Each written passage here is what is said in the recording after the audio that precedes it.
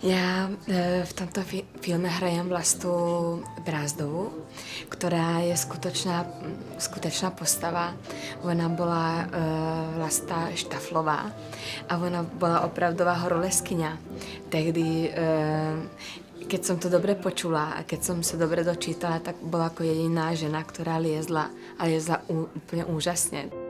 Milujem hory a milujem skály, lebo som vyrastala vo Vysokých Tatrách a pod Lesome, tam sme mali chatku, takže ako hory sú pre mňa úplne prirodzená vec. Ale prvýkrát som sa ocitla tak úplne ako vysoko, že sme ako mali 25-30 metrov, sme boli vysoko a ja som mala liesť, takže to bolo pre mňa úplne ako neskutočné pocitovie, že necítim podlahu a som úplne nejak v nebi. Ja mám pocit, že tá dnešná naša doba trošku je tak ako rýchla a žijeme vo virtuálnom svete.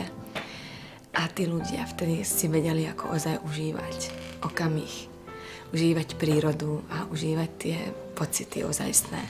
A preto je pro mňa ako dôležitý ten príbeh, lebo to je ozajstný v tom, že áno, cítime.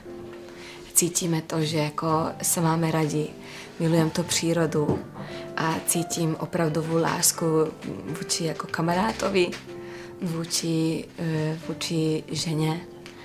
Takže to je nejak ako pre mňa tak ako prebúzenie, oživenie, že áno, ja si myslím, že to je najviac v živote.